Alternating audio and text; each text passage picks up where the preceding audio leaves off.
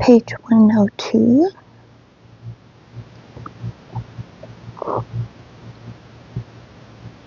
Good evening.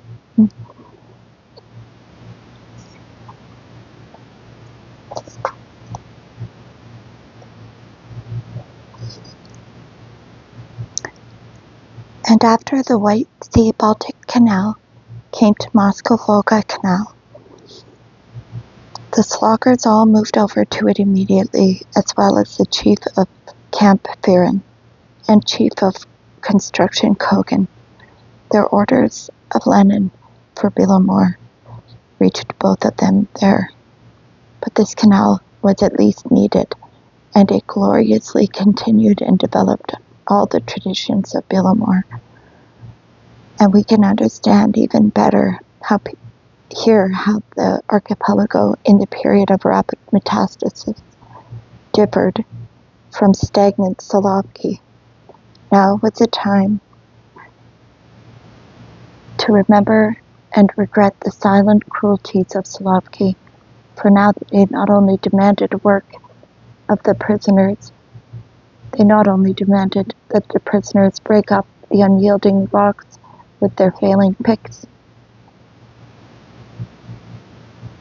No, while taking away life, they even earlier crawled into the breast and searched the soul. And this was the most difficult thing to bear on the canals. They demanded that in addition to everything else, you chirp. You might be on your last legs, but you had to make a pretense of participation in public affairs. With the tongue growing numb from hunger, you had to deliver speeches demanding over-fulfillment of plans and exposure of records, and punishment for hostile propaganda, for kulak rumors, and all camp rumors were kulak rumors, and to be on the lookout to make sure that the snakes of mistrust did not entwine a new prison term about you. How much you want to bet that this is coming in our near future?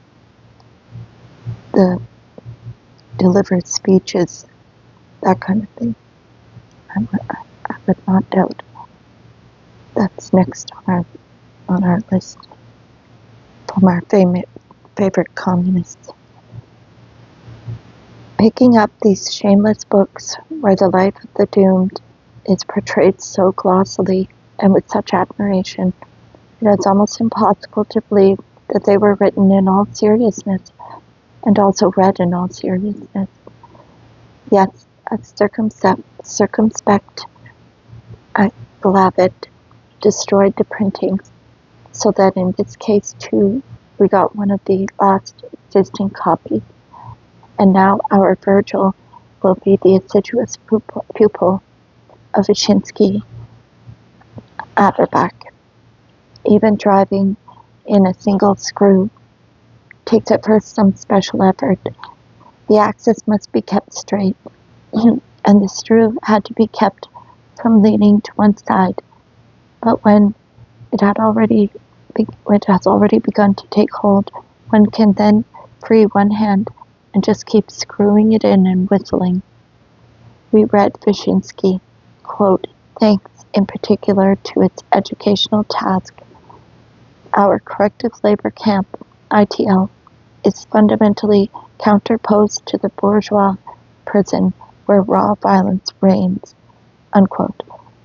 Another quote. In contrast to bourgeois states, the use of violence in the struggle against crime plays a role of secondary importance, and the center of gravity has passed over to organizational material, culture educational, and political indoctrinational measures, unquote. You really have to furrow your brains, not to burst out. Instead of the club, the ration scale, club, propaganda. And here is some more. The success of socialism also exercised their magical. That's what's sculpted there. magical influence on the struggle against crime, unquote. Following in his teacher's footsteps, Averbakh simply elaborates, the task of Soviet corrective labor policy is, quote, the transformation of the nastiest human material. Do you remember raw material? Do you remember insect? Into worthwhile, fully useful, active, and conscientious builders of socialism. What a disgusting statement, hey? Disgusting. The nastiest human material. Who would say that? There's just the question of that little coefficient, 250,000 of nasty material lay down and died, and 12,500 of the active and conscientious were liberated ahead of time. Von Fillmore. Yes, and wasn't it back at the 8th Party Congress in 1919 when the Civil War was still blazing, when they were still waiting for Denikin near Orel, when Kronstadt and the Tambov revolt were still in the future, that the Congress declared and determined to replace the system of punishments. In other words, in general, no punishment, not to punish anyone at all, with a system of education. Compulsory, Averbakh now adds, and rhetorically already saving up for us the annihilating reply. He asks, but how else? How can one remake conscientiousness for the benefit of socialism if in freedom it has already become hostile to it, and camp compulsion is perceived as violence and can only intensify the hostility? So we and the reader are caught in a blind alley, and it is not true. Is it not true? But that's not the end of it, and now he is going to dazzle us blind. Productive, meaningful labor with a high purpose. That's the means by which all hostile or unreliable conscientiousness will be remade. And for that, it seems we need to concentrate our work on gigantic projects which astound the imagination with their grandeur, unquote. So that's it. That's why we needed Fillmore, and we dunderheads didn't understand a thing. But by this means are attained immediacy, effectiveness, and the pathos of construction, unquote. And at the same time, quote, from zero to completion, unquote. It's obligatory, and every camp inmate who is not yet dead as of today, quote, feels the political resonance of his personal labor, the interest of the entire country in his work, unquote. Please notice how smoothly the screw is now going in. Perhaps it is a bit crooked, but are we not losing the capacity to resist it? The father marked a line on the map with his pipe, and is there some anxiety about justifying him? And Averbakh always turns up. Quote, Andrei Yanuaryevich, here is an idea I've had. What do you think about it? Should I develop it in a book? Unquote. But those are only frills. What was required was that the prisoner was, while still confined in camp, be indoctrinated in the highest socialist forms of labor, unquote. And what was required for that? The screw had gotten stuck. What muddle-headedness! Of course, socialist competition and the shock worker movement. What millennium is it, darlings, out of doors? Quote, not just work, but heroic work. OGPU Order Number 190. Competition for temporary possession of the red banner of the central staff, of the district staff, of the division staff, competition between camps, construction sites, brigades, all along with the transferable red banner and brass band was also awarded. For whole days at a time, it played for the winners during work periods and during periods of tasty food. Unquote. There is no nasty food to be seen in the photograph, but you can see in the searchlight in illustration number 26.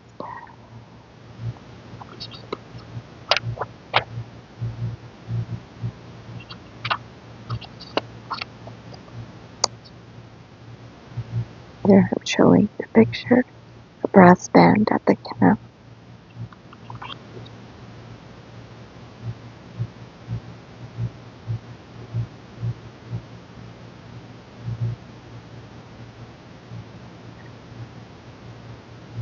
You can see in the searchlight that was for night work. The Moscow-Volga Canal was constructed around the clock. In every brigade of prisoners there was a troika concerned with competition, audit and resolutions and audit. The results of the storm assault on the watershed for the first 5-day period. For the second, the intercamp newspaper was called Perekovka Reforging. Its slogan was, quote, "Let us drown our past on the bottom of the canal," unquote. Its appeal, quote, "Work without days off," unquote. Universal enthusiasm, universal agreement. The leading shock worker said, quote, "Of course, how can there be days off? The Volga doesn't have days off, and it's just about to overflow its banks," unquote. And what about days off on the Mississippi? Grab him. He's a GULag agent. A point in the obligations undertaken, quote, "preservation of health by every member of the collective," unquote. Oh, what humanitarianism. No, here's what it was for. Quote, "to reduce the amount of absenteeism," unquote. "Don't be ill and do not take time off," unquote. Red bulletin boards, black bulletin boards of charts, dates remaining until completion, work done yesterday, work done today, the honor roll, in every barracks, honor certificates, quote, "a bulletin board of reforging," unquote. Illustration number 23. This one right here. Graphs, diagrams, and how many loafers were scurrying about writing all this stuff. Yeah, no kidding, right? Every prisoner had to be informed about the production plans, and every prisoner had to be informed about the entire political life of the country. Therefore, at morning lineup, taken out of morning free time, of course, there was a 5-minute production session, and after returning to camp, when one's legs could hardly keep one upright, there was a 5-minute political session. During lunch hours, prisoners were not allowed to crawl into nooks and crannies or to sleep. There were political readings. Oh, how horrible. If out in freedom, the 6 conditions of Comrade Stalin were proclaimed, then every camp inmate had to learn them by heart. If in freedom, there was a decree of the Council of the People's Commissars on dismissing workers for absenteeism, then here explanatory work has to be undertaken. Each person who today refuses to work or who simulates illness must, after his liberation, be branded with the contempt of the masses and the Soviet Union, the masses of the Soviet Union. The system here was this: in order to get the title of shock worker, it was not enough merely to have production success.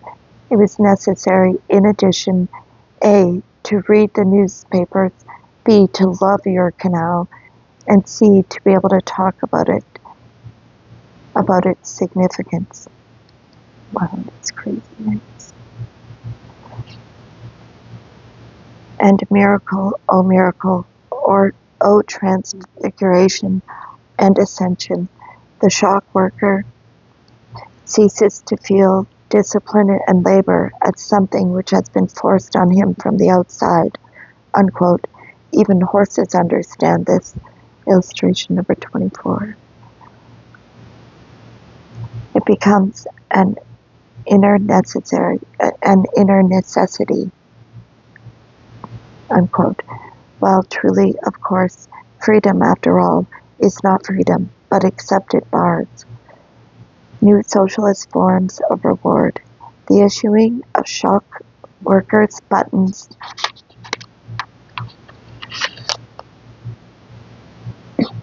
and what would you have thought? What would you have thought?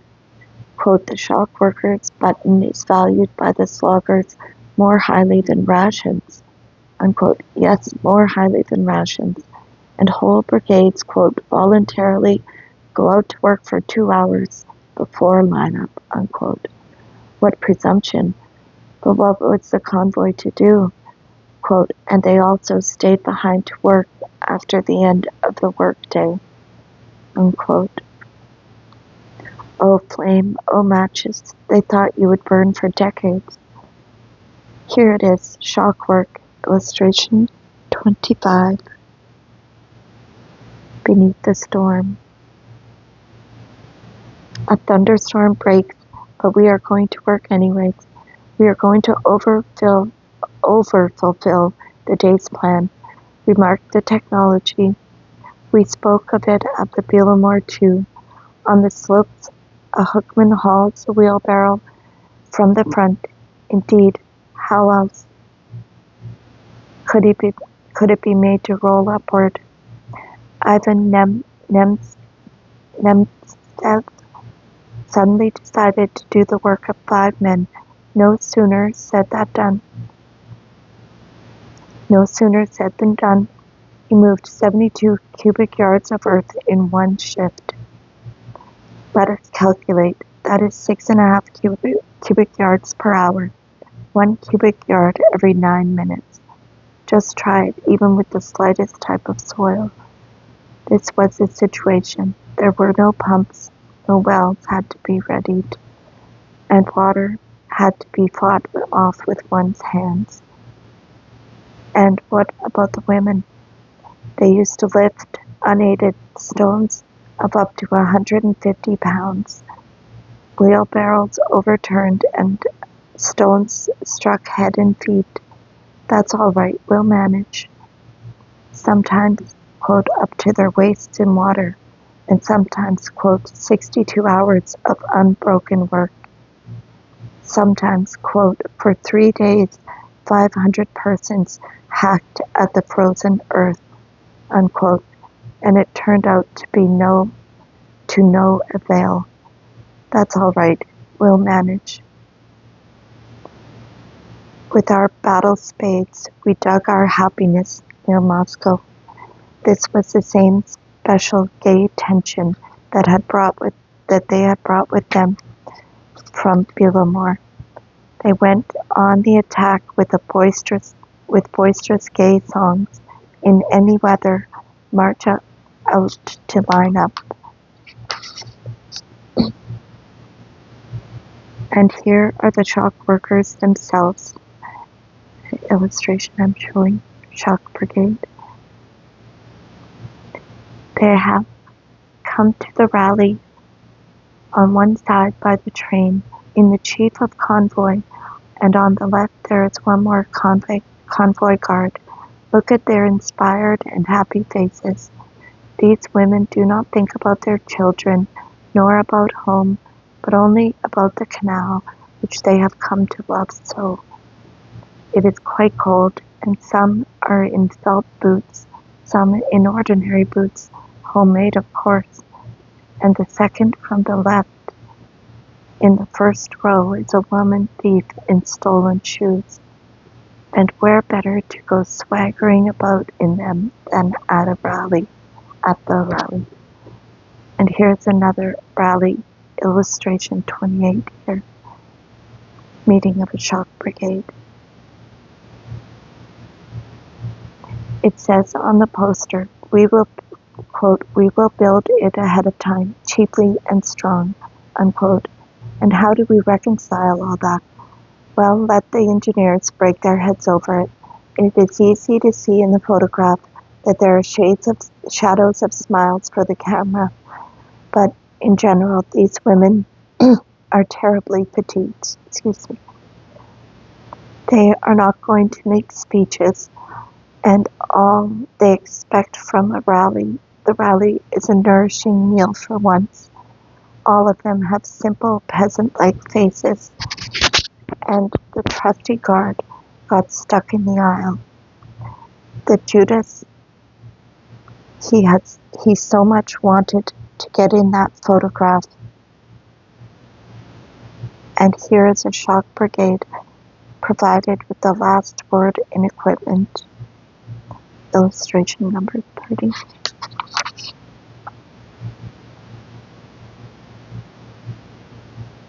Women's shock brigade.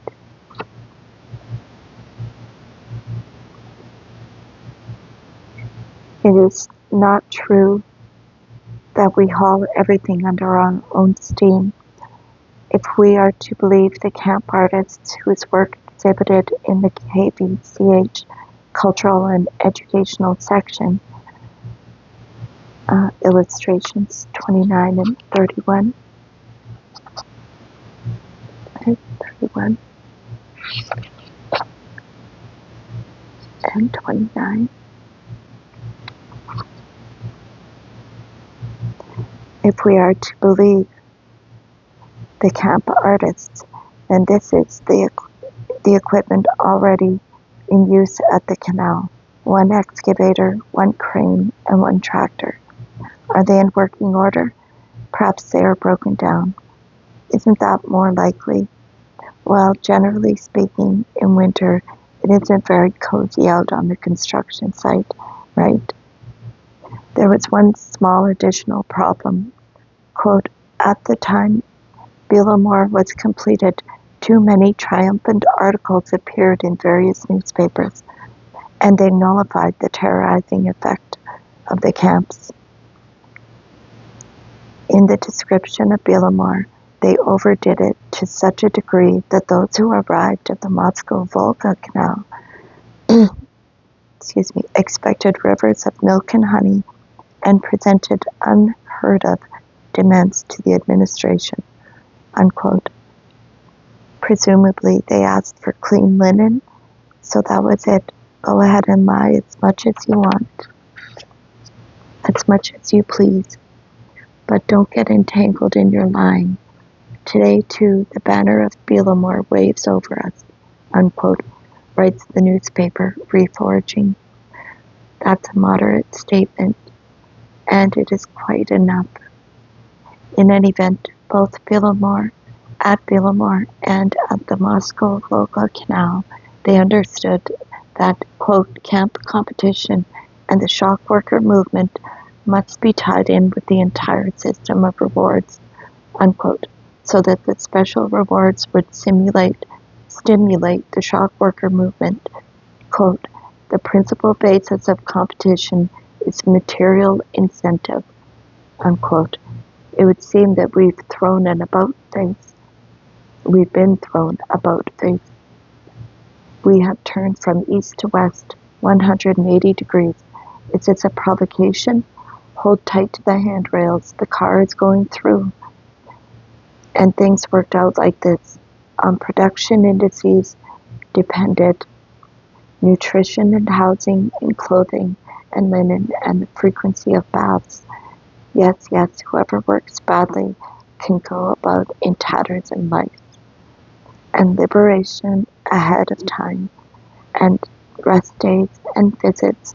For example, issuing a shock worker's lapel button is a purely socialist form of encouragement.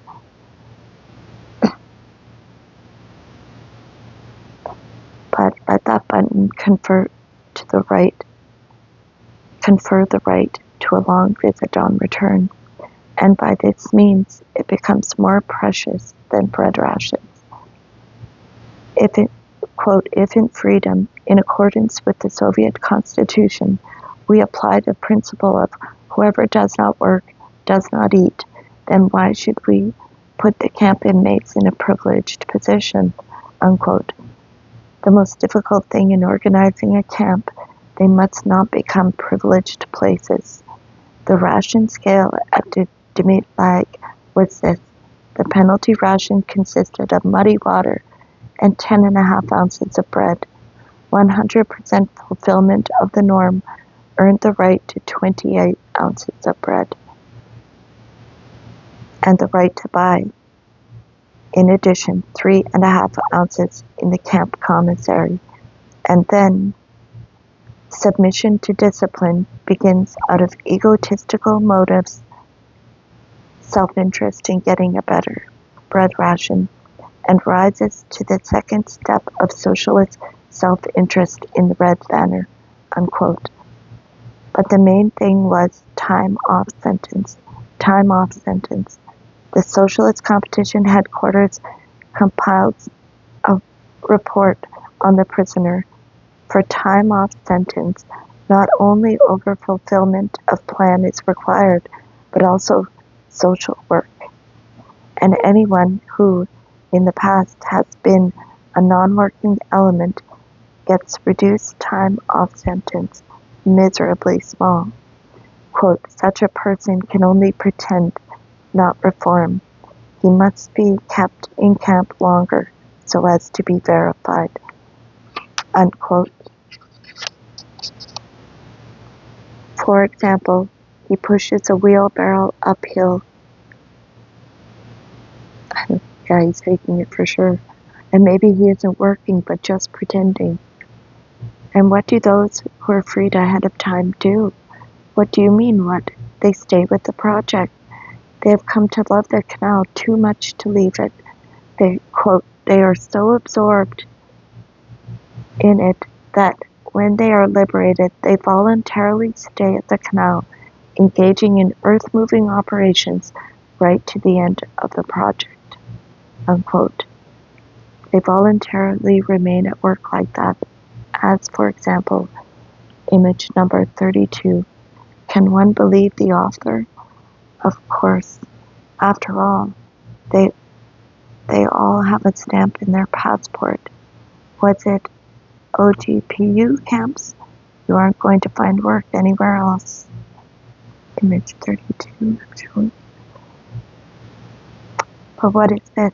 The machinery for producing nightingale trills has suddenly broken down, and in the intermission we hear the weary breath of truth. Quote, even the thieves were only 60% involved in the competition, and it's pretty bad if even the thieves don't compete.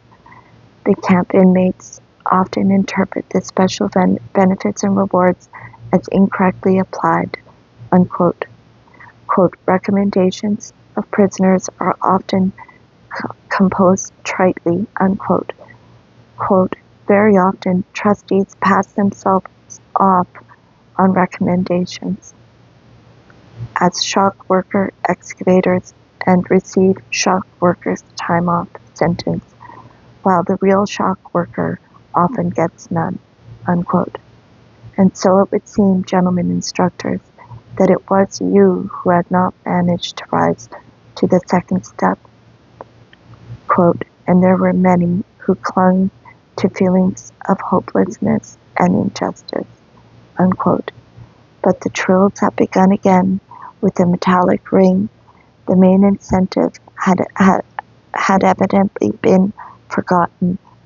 Quote, cruel and merciless application of disciplinary penalties, unquote. OGPU Order of November 28, 1933. This is at the beginning of winter, so they would stand still without rocking back and forth. Quote, all incorrigible loafers and malingerers are to be sent to distant northern camps with total deprivation of rights to any privileges. Malicious strikers and troublemakers are to be turned over to trial by Camp Galicia. For the slightest attempt to violate iron discipline, prisoners are to be deprived of all special privileges and advantages already received, unquote. For example, for attempting to get warm beside the fire.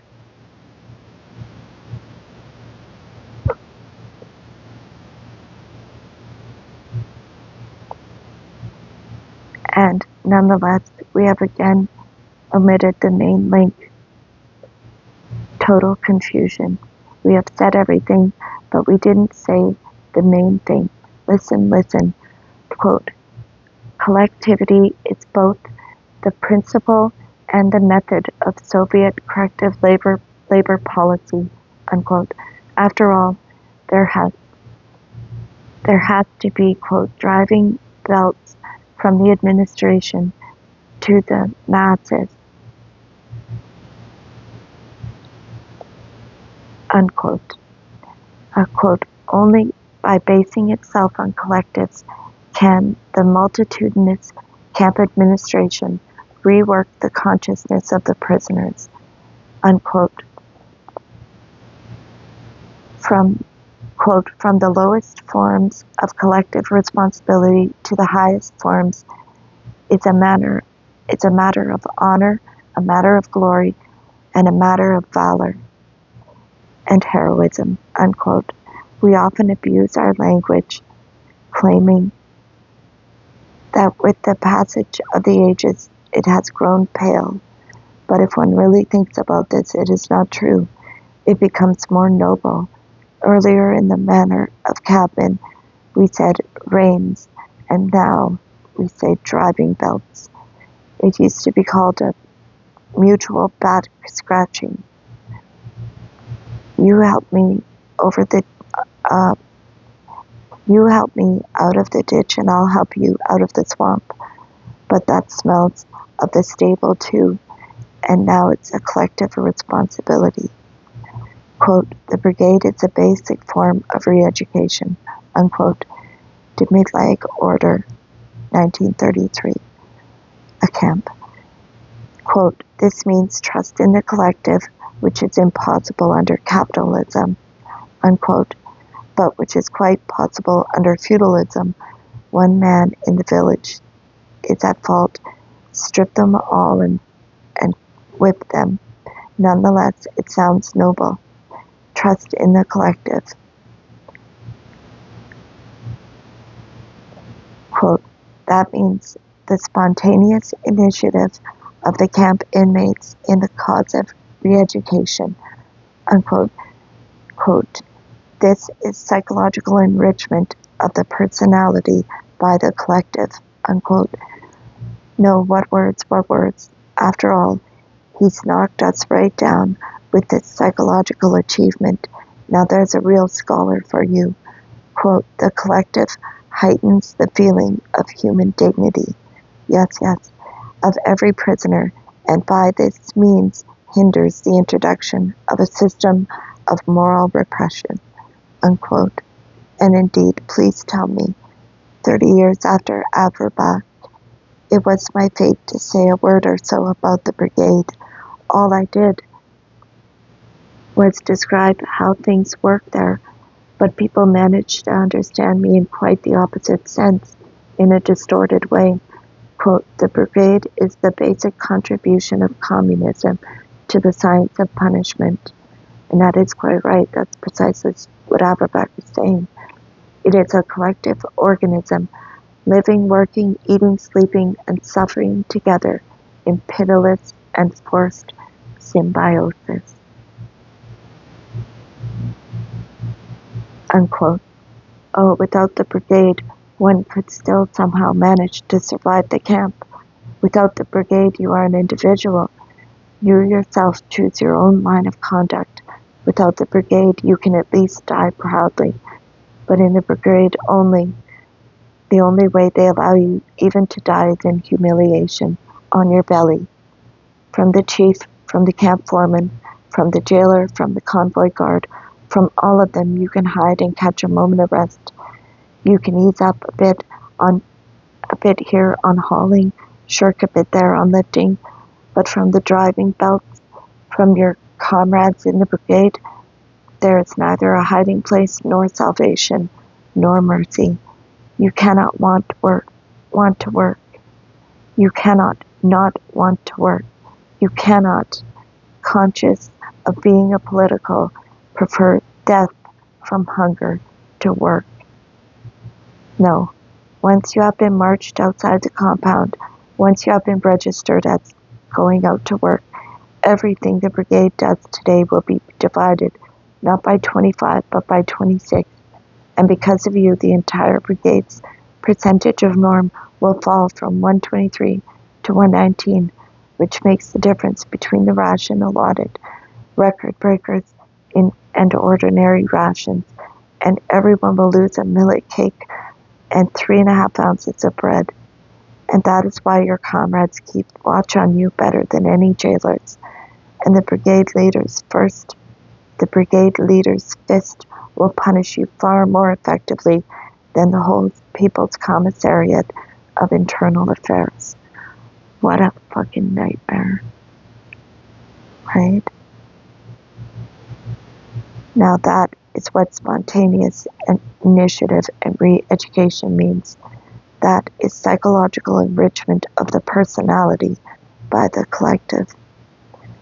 So now it is all as transparent as a window pane.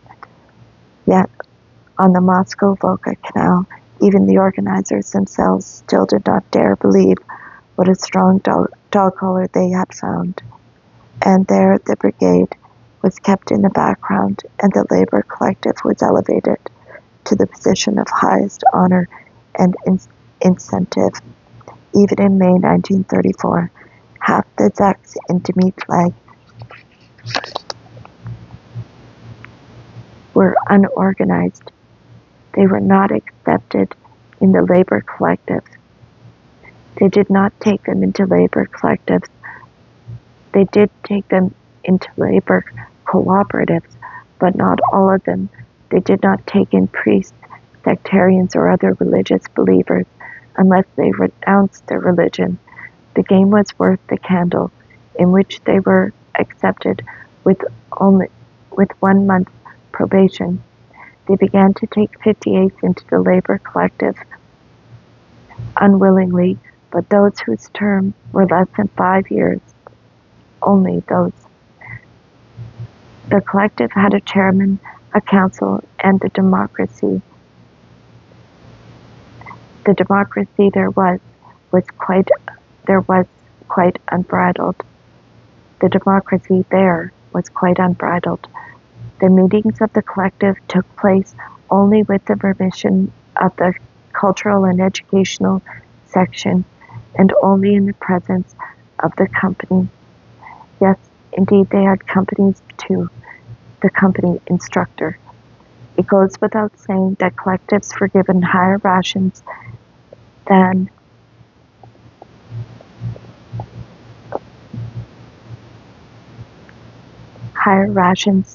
the mob. The best collectives had vegetable gardens allotted to them in the compound, not to individual people, but as a collective farm to support the common pot. The collective split into sections, and every free hour was filled with either checking the daily living routine or inquests into thefts and the squandering of government property, of publication of a wall newspaper, or delving into disciplinary violations. At meetings of the collectives, they spent hours in pretentious discussion of such questions as how to reforge lazybones, Volka or Grishka, the members, and asked that they be deprived of time off sentence, but as a far more drastic measure, the administration could dissolve entire collectives, which were, quote, continuing criminal traditions, unquote, which were not, in other words, immersed in collective life. However, the most entertaining were the periodic purges of the collectives, of loafers, of the unworthy, of whisperers, who depicted the labor collectives as organizations for spying on one another, and of agents of the class enemy who had crept into their midst. For example, it was discovered that someone already in camp was concealing his Kulak descent, for which he had in fact been sent to camp in the first place, and so now he was branded and purged not from the camp but from the labor collective. Real artist, please paint that picture, quote, the purge in the labor collective, unquote, those shaven heads, those watchful expressions, those fatigued faces, those rags on the body, and those enraged orators. Right here is a prototype illustration. Excuse me one moment here. Sorry. Oh, sorry.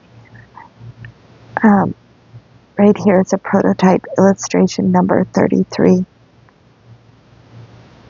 a labor collective. And for those who find it too hard to imagine, well, this sort of thing took place in freedom too, and in China. And listen to this, quote, as a preliminary, the task and the purposes of the purge were communicated to every camp inmate, and at that point, every member of the collective gave his accounting, unquote, a struggle session. I think I read this before. And then, too, there was exposure of fake shock workers and elections of the Cultural Council, and often rebukes to those who had done poorly at liquidating their illiteracy. And there were the classes in liquidation of illiteracy, too. Quote, we are not slaves, slaves we are not, unquote. And the songs, too. This kingdom of swamps and lowlands will become our happy native land. Or, in the masterful words of Nikolai Asayev, the poet himself, we Canal Army men are tough people, but not in that lies our chief trait. We were caught up by a great epoch to be put on the path that leads straight. That reminds me of Animal Farm, the horse. I will work harder. That's all right. We'll manage. I will work harder. Lunacy. It's madness. Or at the amateur theatricals, bursting from the breast. And even the most beautiful song cannot do justice to this country, than which there is nothing more wondrous, the country in which you and I live. Now that is what to chirp means in camp slang, or they will drive you to the point where you will weep just to be back with the company commander, Kurilko, walking along the short and simple execution road, through open and above board Solovki slavery. My lord, what canal is there deep enough for us to drown that past in? Oh my God, what an epic closing. Isn't that the truth? That was an epic closing lines. My God, I'm exhausted from fucking reading that. Are you annoyed by listening to that? I'm sorry for all the quotations and stuff. I just wanted to get it accurate in case you're just listening. I hope it wasn't horrific to listen to. It was horrific, but isn't it maddening? When I read this the first time, when I listened to it, I didn't even get this far. And I was like out of my mind, maddened, and like heartbroken at the thought of what they did to each other, to other people, to their own countrymen. I really like, you know, it really, really affected me the first time I read it. This even upsets me, reminds me of that feeling of madness. It's madness, you know. It's so scary to think that these lunatics are still out here and that we're creeping along this path every day slowly. And, you know, I don't think for a second that if they got power, the power that they want, that they wouldn't do it again. It really, really, it's maddening. It's enough to make you crazy. You know, it's enough to make you insane.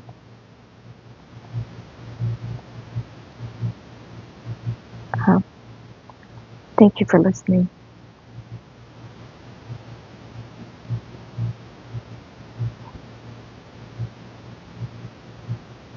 Have a good night.